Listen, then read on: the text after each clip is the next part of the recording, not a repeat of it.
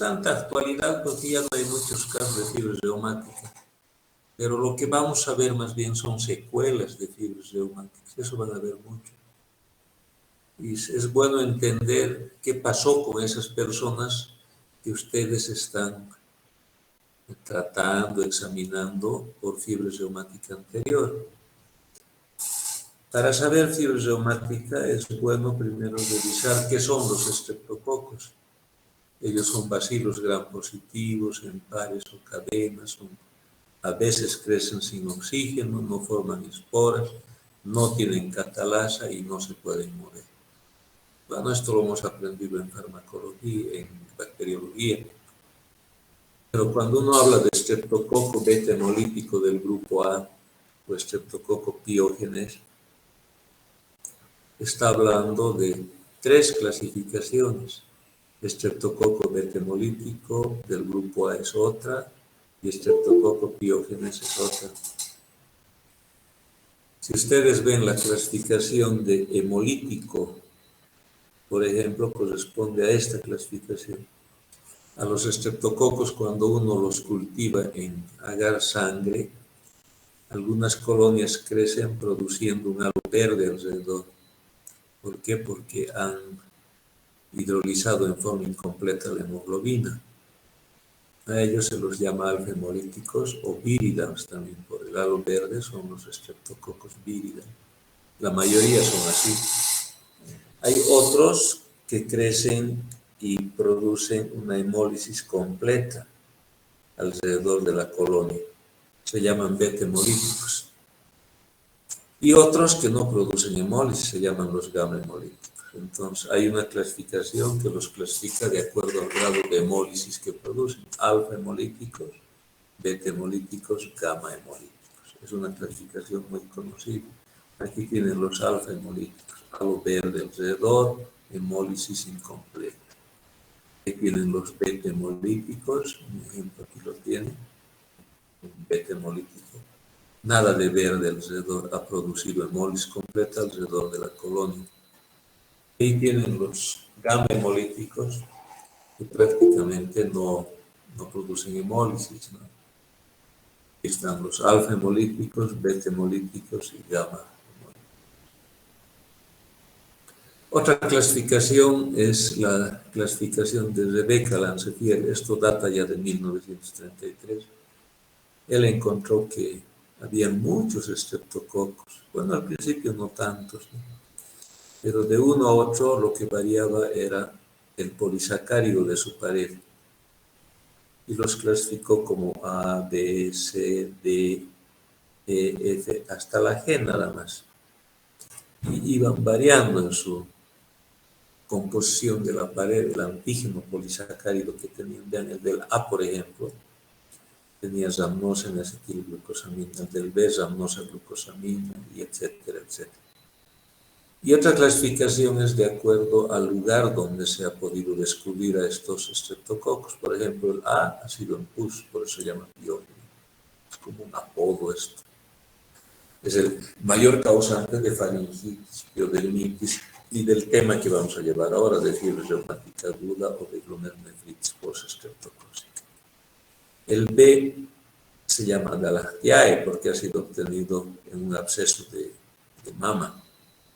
Es el que produce las infecciones neonatales, sobre todo, ¿no?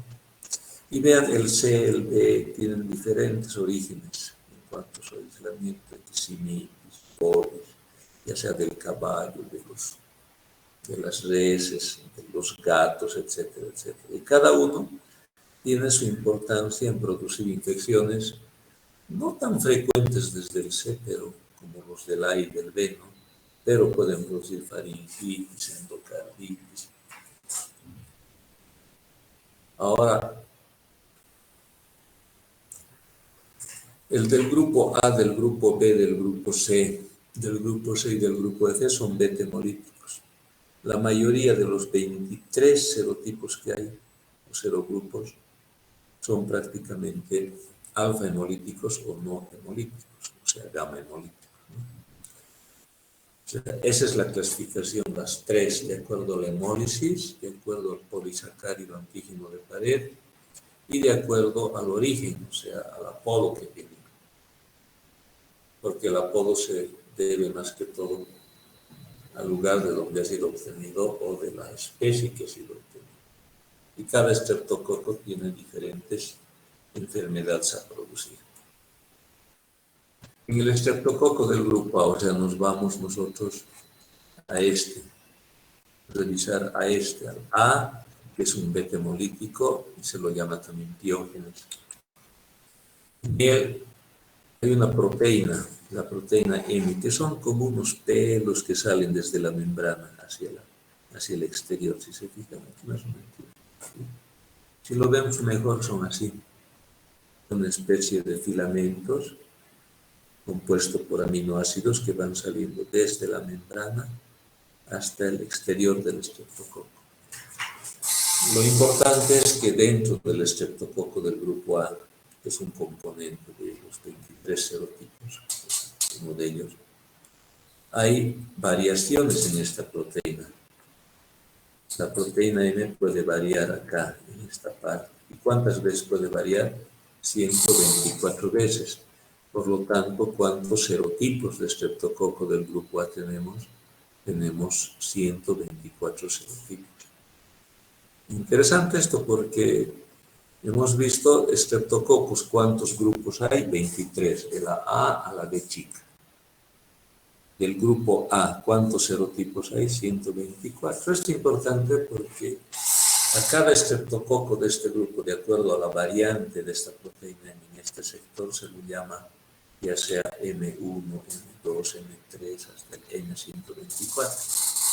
Son los 124 variantes. Muchos de estos variantes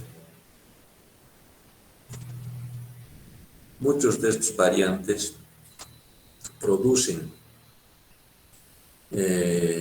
fiebre reumática, porque muchos de estas variantes que tienen prácticamente a esta proteína en este sector se comparten sus antígenos o comparten mimetismo con los antígenos del corazón, con los antígenos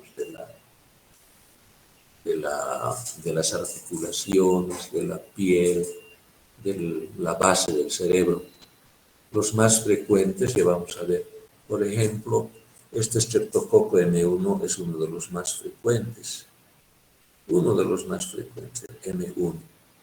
Este M1, muchas veces, este sector se parece a los antígenos que algunas personas tienen en sus válvulas cardíacas, por ejemplo, en su miocardio, que tienen en las bases de los núcleos, en la base del cerebro, en las articulaciones. Por lo tanto, producir anticuerpos contra esta proteína M puede dañar también a esas personas en los órganos que comparten este antígeno de esta proteína M. Por eso se dice que la fiebre reumática es una enfermedad por mimetismo molecular. Lastimosamente nos infectamos con un estreptococo que en este sectorcito se parece mucho a nuestros antígenos y los anticuerpos producidos contra él nos van a atacar a nosotros. Es la teoría más aceptada, ¿no? La fiebre reumática, estos son los más frecuentes: M1, M3, M5, 6, 14, 18, 19, 24, 29. Son los que más frecuentemente se parecen a algunos antígenos de algunas personas. La infección por estreptococo del grupo A, ustedes saben, la faringoamigdalitis debe ser la primera causa dentro de las infecciones bacterianas.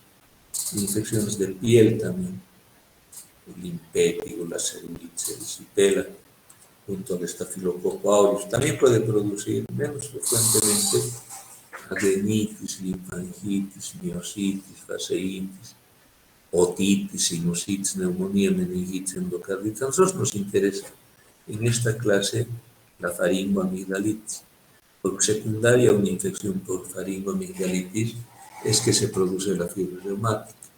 No se produce secundario a infecciones de piel, por ejemplo, porque en la piel tenemos colesterol y eso bloquea la producción de anticuerpos, sobre todo contra el estreptococo, ¿no? Del grupo A.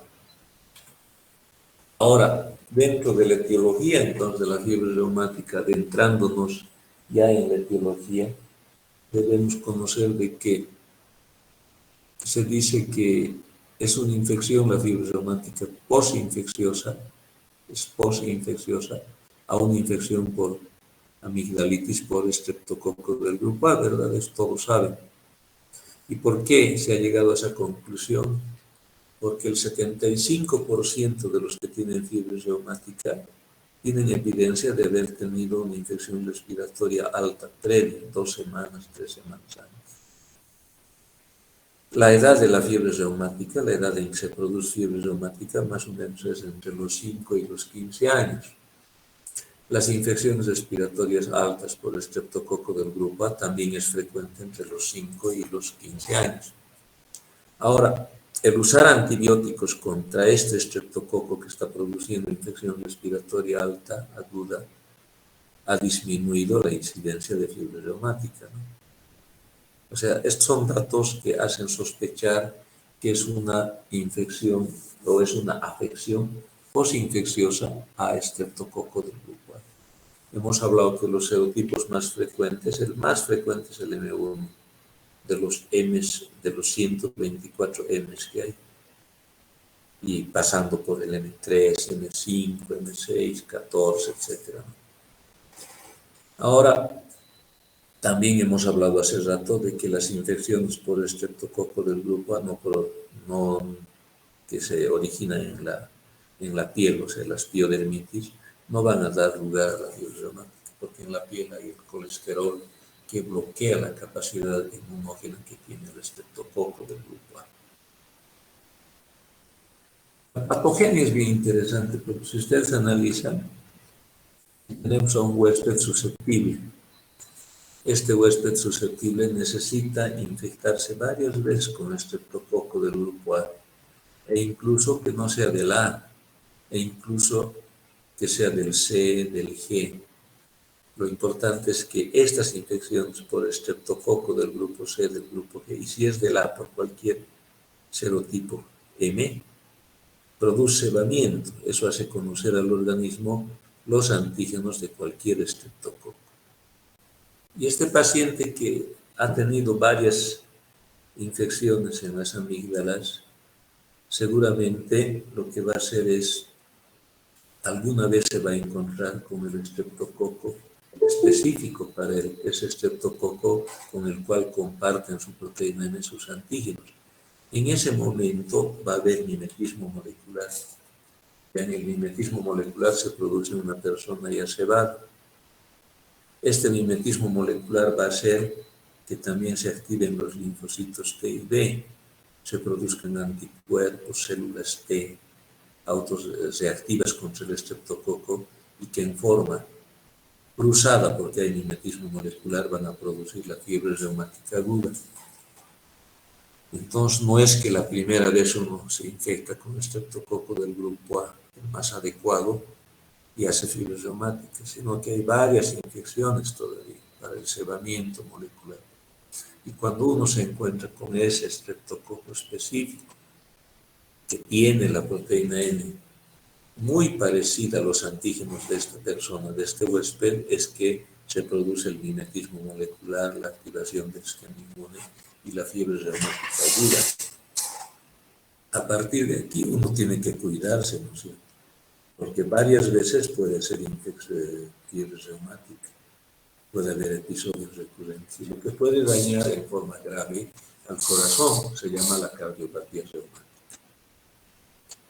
Como ven, entonces, cuando uno quiere evitar fiebre reumática, generalmente lo que hacemos es la profilaxis o la prevención primaria. Cada amigdalitis que tengamos hay que tratarla bien para evitar esto. El cebamiento, y peor todavía, evitar que ese estreptococo específico nos haga daño. A eso se llama prevención o profilaxis primaria.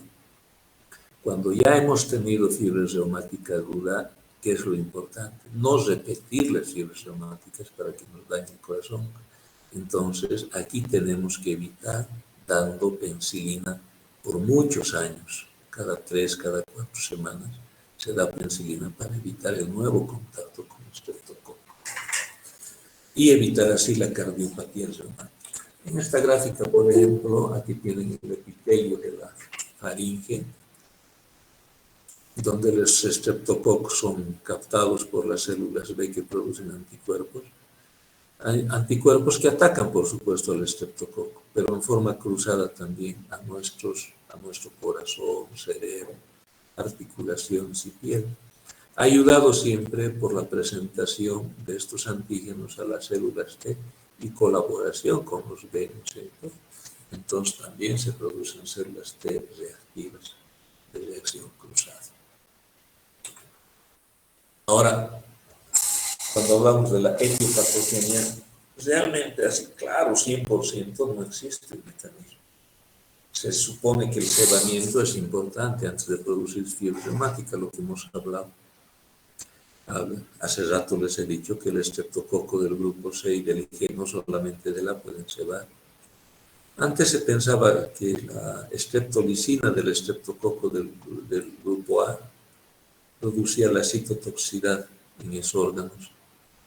Actualmente lo más aceptado es esta teoría inmunológica del mimetismo molecular de la proteína E.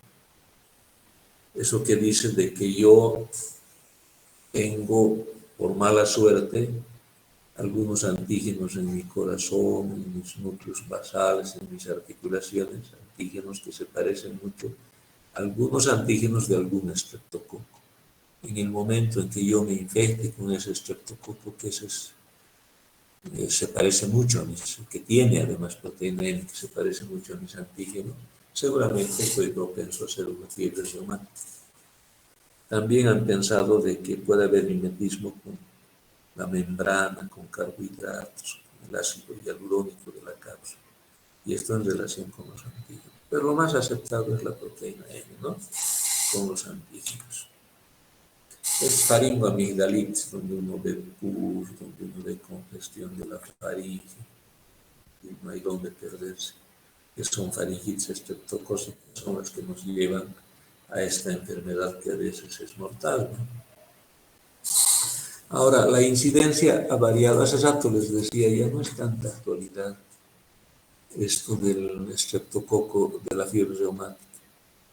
En algunos países todavía, vean, en el África sobre todo, se presentan 282 casos por cada 100.000 habitantes cada año. En Estados Unidos era una cosa más o menos similar. En 1900, 150 casos habían por 100.000 habitantes por año. En 1949 bajaron a 75, a la mitad, ¿no? Y el 2000 al 0,05 por 100.000. Uno debe suponer de que de 1900 a 1949 ha habido progreso sobre todo en la higiene, en el aislamiento, en mejorar el hacinamiento de las personas. Por eso ha bajado esta incidencia de fiebre reumática. Y del 49 hasta el 2000 seguramente por la existencia ya de penicilina, ¿no es cierto?, disponible para todos los medios. Probablemente ese ha sido los motivos, o sea, las mejores condiciones de vida, mayor disponibilidad médica, el uso de antibióticos en esta parte. Y seguramente también ha debido cambiar algo las cepas de las reumatógenas, no reumatógenas, de estreptococo del grupo A, quizás se han hecho menos patógenas, ¿no? Y eso ha podido influir prácticamente en todo eso. Pero en el huésped también hay otros factores, la edad, por ejemplo. La edad más frecuente es entre los 5 y los 15 años.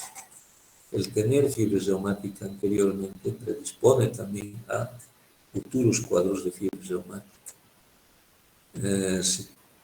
También hay una predisposición genética, es más frecuente en gemelos. Cuando si un gemelo tiene, lo más probable es que el otro gemelo lo tenga también. En cuanto al HLA, los antígenos de histocompatibilidad, aquellos que poseen el DR7 y el DR4, están más susceptibles a la presentación de fiebre reumática. Son factores que ayudan también a que se presente. Ahora, dentro de la fiebre reumática en la clínica, Ustedes siempre han escuchado los criterios de Jones actualizados en 1967, el 92, uno de los últimos, aunque ha habido una revisión en 2015 que lo vamos a ver, donde pone como criterios mayores Jones a la poliartritis, a la carditis, corea, eritema marginado y nódulos subcutáneos. Los 5 criterios mayores. También criterios menores. Clínicos, el dolor articular y la fiebre. De laboratorio, el aumento de la proteína C reactiva, aumento de la velocidad de dicha alimentación y un alargamiento del segmento PR, ¿no? Al electrocardiograma. Y evidencia de infección previa por estreptococo del grupo A. A veces todavía tienen al estreptococo del grupo A y en un cultivo lo puedes recuperar. Eso no ocurre más allá de un 10%, 20%. Es más importante buscar si el paciente ya ha tenido infección por estreptococo hace 2 semanas, 3 semanas. Entonces lo que utilizamos generalmente es la prueba del ASTO, ¿no? ¿Qué te mide el ASTO? Anticuerpos contra la streptolicina de un estreptococo que te ha producido infección 2 a 3 semanas antes. En realidad es eso. ASTO no es igual a fiebre reumática. ASTO elevado significa solamente antecedente de una infección por estreptococo del grupo A. A veces se puede buscar también en forma rápida los antígenos estreptocócicos. Vean, si hablamos de los criterios mayores, la poliartritis, por ejemplo. La poliartritis se presenta en el 75% de los casos. Es más frecuente en articulaciones grandes, rodillas, tobillos, codos, muñecas, relativamente grandes, ¿no? Hay mucho dolor con inflamación, es migratorio y se autolimita después. O sea, un día aparece en una articulación, por ejemplo, en una rodilla inflamación. A los 3 días la otra rodilla más está inflamada. A los 3 días puede estar el codo más, o sea, aparenta ser poliartritis. En realidad es poliartritis, ¿no? Que va aparentando que va apareciendo en forma migratoria. Pero tú das aspirina rápidamente, en el lapso de días prácticamente está mejor el paciente. Además, si no das aspirina, también se puede autolimitar en el lapso de 2, 3 semanas. No es deformante. Dicen que la fiebre reumática lame las articulaciones, o sea, por eso no daña. Pero muerde el corazón, por eso daña el corazón. Muchas veces, la primera manifestación es con frecuencia en la fiebre reumática. Ahora, hay una relación inversa entre carditis y poliartritis. Si es grave, es fuerte la poliartritis, probablemente la carditis va a ser leve. Pero si es leve la artritis, probablemente si va a tener carditis, esta va a ser más grave. A eso se refiere la relación inversa. En las articulaciones edematizadas con mucho dolor. La carditis, en cambio, se presenta en más de la mitad de los pacientes. Puede ser una pancarditis desde leve a fulminante, pero es más frecuente la endocarditis, el daño de las válvulas, de los pilares de las válvulas, más que miocarditis y pericarditis.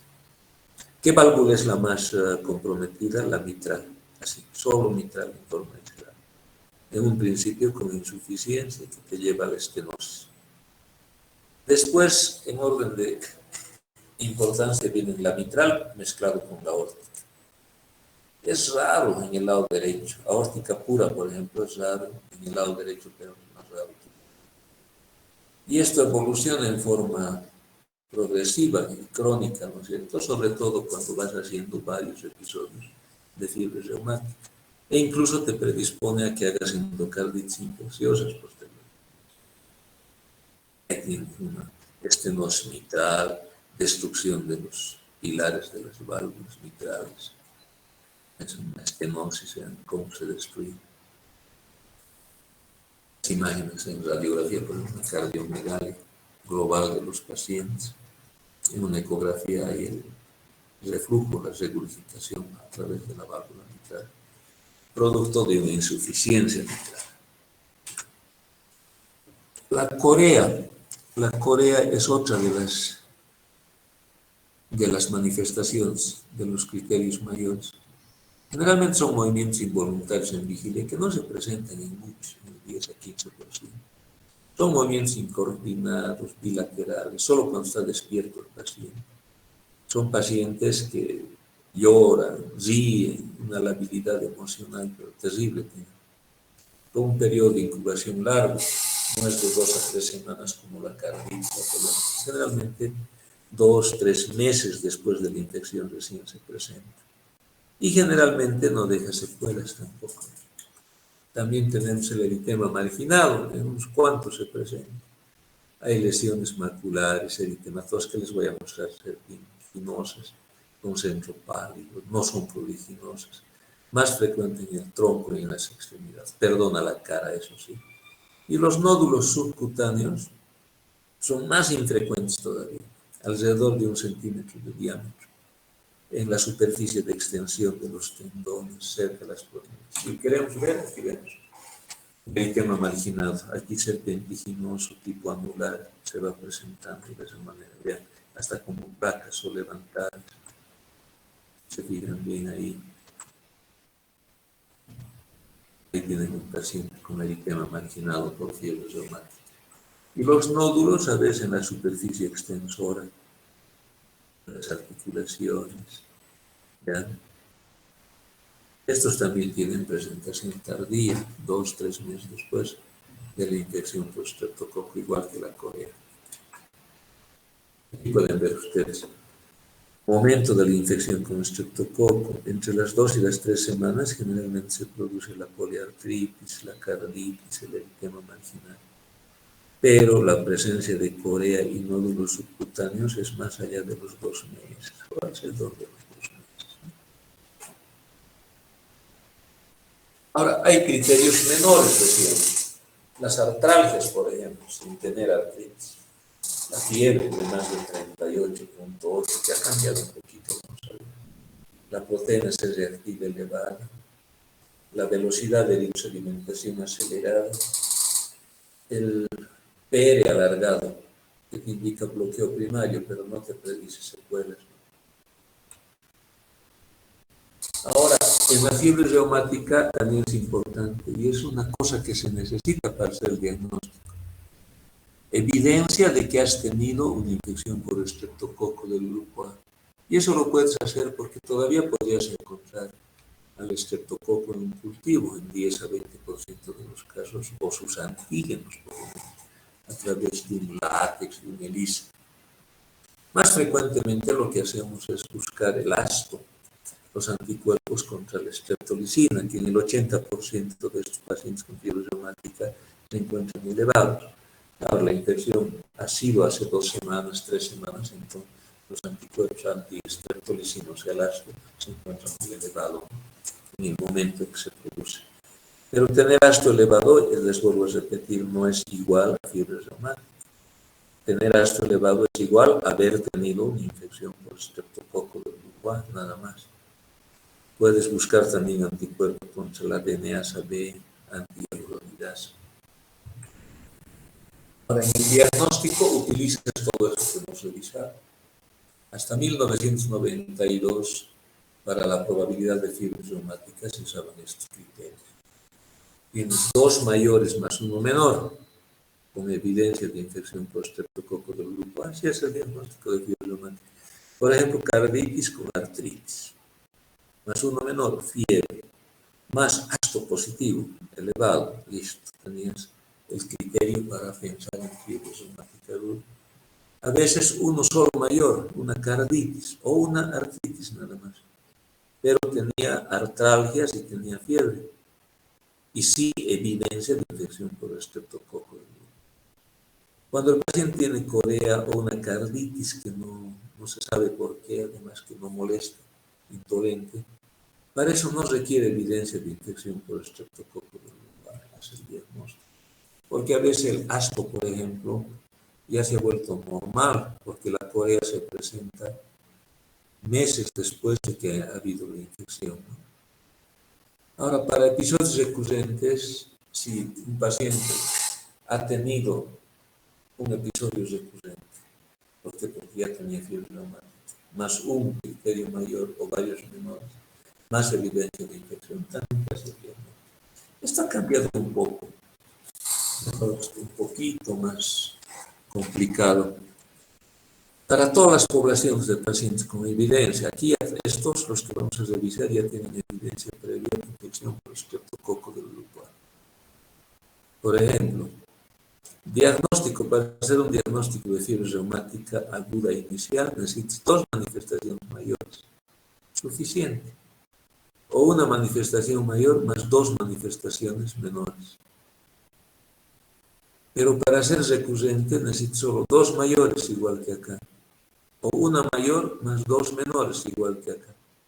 O 3 menores, nada más, un poquito variable. Esto es para no dejar pasar las fiebres reumáticas. Por ejemplo, aquí en poblaciones de bajo riesgo, ¿qué criterios mayores utilizan? La carditis, la artritis, solo poliartritis, pero colérica, marginal, no disoportable. En las poblaciones de riesgo moderado y alto, ¿cuál es la diferencia? Que aquí solo poliartritis es positivo, pero aquí las monoartritis también pueden ser, o las poliartralgias. Con eso sí es de alto riesgo este paciente. Al tener solo una articulación comprometida, ya te hace pensar que puede ser fiebre reumática. No dejas pasar el diagnóstico. Los criterios menores, por ejemplo, también varían un poco. Aquí, por ejemplo, la poliartralgia, si no hay mucho riesgo, necesitas que sea poliartralgia. Si es una población de alto riesgo, solo monoartralgia. La fiebre igual más elevada en bajo riesgo, en alto riesgo más baja incluso. La velocidad de sedimentación no necesitas que sea 60 cuando hay alto riesgo, como lo había en los de bajo riesgo. Entonces, en estos casos, se requiere siempre evidencia de infección previa por estreptococo. Hay que tener la explicación para cada uno de lo que se. Ahora, el diagnóstico diferencial de fiebre reumática se basa de acuerdo al compromiso. Por ejemplo, si el paciente se manifiesta con artritis, el diagnóstico más cercano tendrá que hacerlo con artritis reumatoidea. En niños, generalmente la juvenil. O artritis reactivas por Campylobacter, Yersinia, Salmonella, o un lupus eritematoso sistémico, la enfermedad de Lyme, la enfermedad del suelo.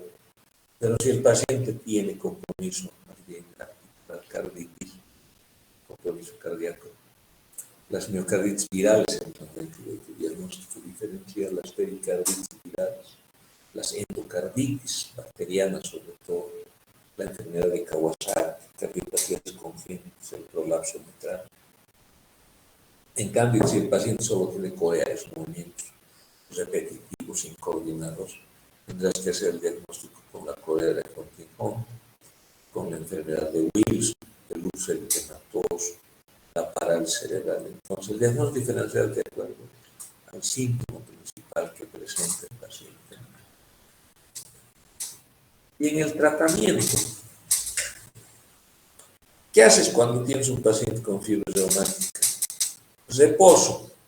Es fundamental el reposo, sobre todo si tiene carditis. Hay que monitorizar para ver al paciente en qué momento puede ser una carditis. Es importante eso. Esperar en qué momento hay para dar tratamiento adecuado. Antibióticos, siempre hay que usar antibióticos por 10 días, porque, como decíamos hace rato, todavía lo puedes tener en estreptococo en tu tabique, puedes usar penicilina oral por 10 días, benzatínica, eritromicina o claritromicina por 10 días o acitromicina por 5 días. Antiinflamatorios, por ejemplo. Ya vamos a ver eso, la aspirina, los corticoides. Sirven las inmunoglobulinas endovenosas. En la corea aparentemente sirven, pero en la carditis, en la poliartritis no. Un cuadro bien bonito para tratar y bien sencillito. A ver, si tu paciente tiene poliartritis y carditis leve, ya tiene 2 signos mayores. Poliartritis, en varias articulaciones, y carditis. ¿Cómo harías el tratamiento? Reposo, 2 semanas en cama por la carditis y un reposo relativo casi de un mes más. En esos pacientes empiezas aspirina a 100 miligramos kilo peso por día por 2 semanas. Y en la tercera semana ya lo cambias a 75, le bajas un poco, miligramos kilo peso día, por otras 2 a 4 semanas. Un buen porcentaje de pacientes presentaban esto, entonces tratábamos así. 2 semanas de reposo y un mes más de reposo relativo. Y ya se empezaba desde el inicio aspirina, a 100 miligramos kilo peso. Antes se daba aspirina, no, ya no se utiliza mucho la aspirina, pero igual si hubiera fiebre reumática, es mejor dedicarse a aspirina. Y después se bajaba a 75 miligramos kilo peso por un mes más. Carditis moderada. ¿Qué pasa cuando tiene carditis moderada? Un mes de reposo en cama, con otro mes y medio de reposo relativo. A estos pacientes de entrada tienes que empezarle prednisona. 2 miligramos kilo peso en 2 dosis, por 2 semanas. Y cuando está empezando la segunda semana, ya darle aspirina. 75 miligramos durante un mes a un mes y medio. Pero eso al iniciar, o sea, una semana va a estar con prednisona y con aspirina. La segunda semana sería, ¿no? Y después se va a quedar solamente con aspirina. En cambio, cuando hay carditis grave con insuficiencia cardíaca o pericarditis, durante todo el periodo de insuficiencia cardíaca, tiene que hacer reposo en cama. Y el reposo relativo durante 3 meses más o menos. A esos pacientes igual, empezarle prednisona, 2 miligramos kilo peso, pero por 3 semanas. 2 semanas pura prednisona. Cuando está empezando la tercera semana, aspirina más. Por 8 semanas. O sea, una semana, o sea, la tercera semana va a estar con prednisona y con aspirina. Y después va a estar solamente con aspirina. Importante es hacer la prevención primaria. ¿Qué significa prevención primaria? Evitar que haga fiebre reumática. Evitar que haga fiebre reumática. Es importante. ¿Cómo vas a evitar que haga fiebre reumática? Tratando bien las amigdalitis, antes de que cebe, ese paciente se pueda cebar, antes de que venga el primer ataque de fiebre reumática. A eso se llama prevención primaria. Tratar una amigdalitis bien con penicilina benzatínica es tan facilito. 600.000 unidades si tiene menos de 27 kilos. 1.200.000 en aquellos que tienen más de 27 kilos. O por vía oral también, 250 miligramos, menos a 27, 500 más de 23 veces al día durante 10 días. Puedes usar cefalosporinas también, cefalexina, cefaloxilo, cefuroxima, cefalexina, macrólidos, eritromicina, claritromicina, acitromicina por 5 días, o lincosaminas. Pero lo importante aquí es tratar bien las amigdalitis. Apenas detectas una amigdalitis, hay que matar a ese estreptococo. Con eso vas a evitar que se pueda cebar el paciente y eso va a evitar que pueda haber el debut de fiebre reumática. Incluso cuando la amigdalitis tiene 9 días, sirve el hacer el tratamiento. Sirve, uno dice, pero no, ya tiene una semana de amigdalitis, ¿para qué ya le doy tratamiento? Sirve, porque las amigdalitis se autolimitan en 15 días, ¿recuerdan? Pero en este caso es así. Prevención secundaria, ¿a qué se llama? Cuando ya ha tenido el paciente fiebre reumática, tienes que evitar que tenga nuevos episodios de fiebre reumática. ¿Con qué vas a evitar? Dando penicilina benzatínica. 600.000 unidades para los que tienen menos de 27 kilos intramuscular. 1.200.000 unidades para los que tengan de 27 kilos arriba. Cada 3 o 4 semanas. Lo ideal es dar cada 3 semanas, pero por comodidad, porque se acuerden, damos cada mes. Una inyección una inyección cada 15, no sé, cada cierta fecha, ¿no? Lo ideal es dar cada 3 semanas. O fenoximetilpenicilina, 250 miligramos 2 veces al día, o eritromicina. 250 miligramos 2 veces al día, o acitromicina, 5 miligramos kilo peso, máximo 250. ¿Qué tiempo vas a dar? Hasta que pasen 5 a 10 años del último ataque, o el paciente llegue a los 18 o 25 años de edad. De repente esto llega antes, o de repente esto llega antes, ¿no es cierto? Pero si tiene carditis grave o ha sido operado del corazón el paciente, esto te la recomiendo. Sobre todo la benzatina, que es la que más se utiliza. En los alérgicos a la penicilina se utiliza la eritrotricito, ¿no? Ahora, ¿cuál es el pronóstico de la fiebre reumática? El pronóstico, vean, cuando uno tiene carditis inicial, o sea, ha debutado como fiebre reumática con carditis, y haces una buena profilaxis antibiótica secundaria, ya sería el 70%, más de 2/3, se liberan de su carditis con el tiempo. O sea, si yo tengo fiebre reumática ahora, tengo carditis, y después de este ataque hago profilaxis, penicilina benzatínica, tengo las posibilidades de que esa carditis se revierta completamente en un 70%. Ahora, más grave la carditis, es probable que la cardiopatía de ciudad también sea mayor, ¿no? Depende mucho de la gravedad con que se ha presentado.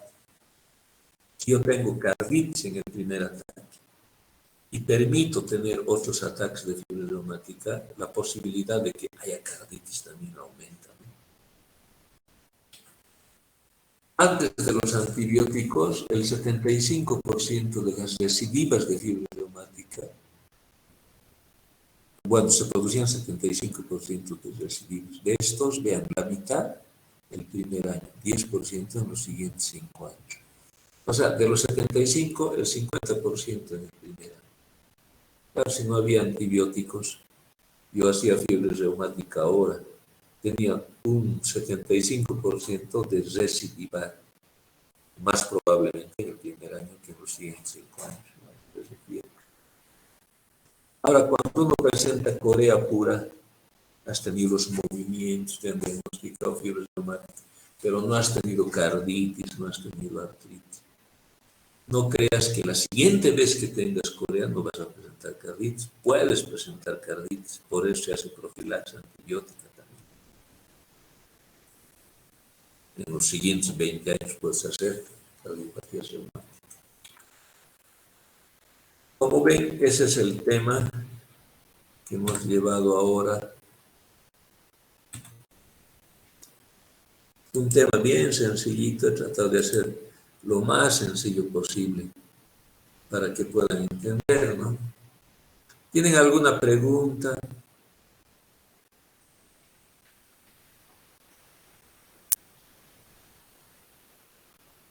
No tienen ninguna.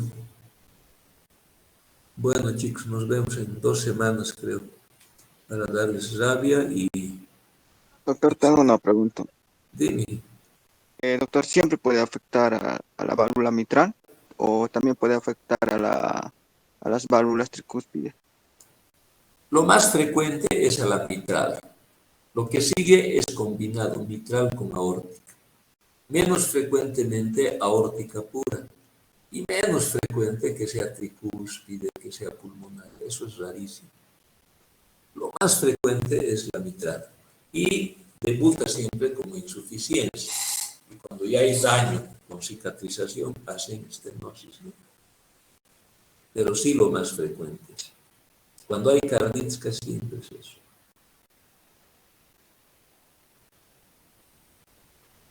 ¿Alguna otra pregunta, jóvenes? Bueno, nos vemos entonces. Que les vaya bien. Hasta luego, doctor. Chao, chao. Gracias, doctor. De nada, que estén bien, chicos. Que les vaya muy bien.